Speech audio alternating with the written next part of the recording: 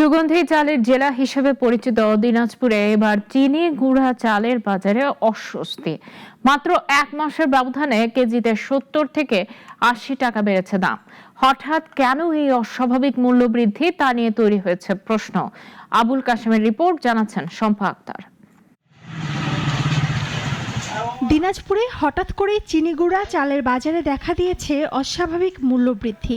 জেলার বাহাদুর বাজার, রেল বাজার ও চক বাজার সহ বিভিন্ন বাজার ঘুরে দেখা গেছে প্রায় সব জায়গাতেই চিনি গুঁড়া চাল বিক্রি হচ্ছে ২১০ থেকে ২২০ টাকা কেজি দরে। ব্যবসায়ীদের তথ্য অনুযায়ী মাত্র এক মাসেই কেজিতে দাম বেড়েছে ৭০ থেকে ৮০ টাকা।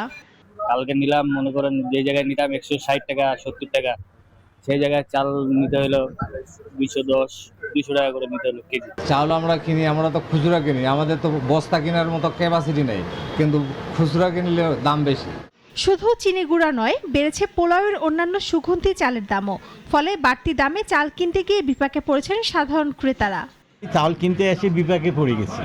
চালের দাম কয়েকদিন আগে যে অবস্থা ছিল, এখন চালের দাম আরো বেশি পাচ্ছি। যদি দেশের বাইরে চালটা রপ্তানি না হয় তাহলে কিন্তু ছোট আবার স্বাভাবিক আগের দামে মনে হয় চলে আসবে। ব্যবসায়ীরা জানান, চিনি গুঁড়া চালের দাম বাড়ার অন্যতম কারণ রপ্তানি বৃদ্ধি। পাশাপাশি বড় ব্যবসায়ীদের মজুদ ও সিন্ডিকেটের অভিযোগও রয়েছে। আমাদের দেশে কিছু কিছু বড় বড় কোম্পানিগুলো আছে, এরা কিনে কিছু মজুত করতেছে, আবার দেশের বাইরেও রপ্তানি হচ্ছে, এই কারণে দামটা বেশি। বাজারে ১৫০ থেকে ২০০ টাকা বস্তায় চালের দাম বেশি।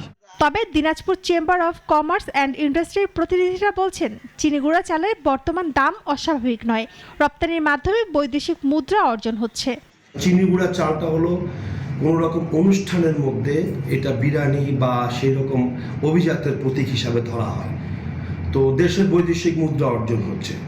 যদি সরকার মনে করে এই চালের দামটাকে সহনীয় করতে, আজকেই যদি এক্সপোর্ট পারমিশন বন্ধ হয়ে যায়, কেজিতে কমপক্ষে ৩০ টাকা থেকে ৩৫ টাকা ডাউন হয়ে যাবে। রপ্তানি সরবরাহ সংকট নাকি সিন্ডিকেট, চিনি গুঁড়া চালের দাম বাড়ার কারণ যাই হোক, এর প্রভাব পড়েছে সাধারণ ক্রেতার ওপর।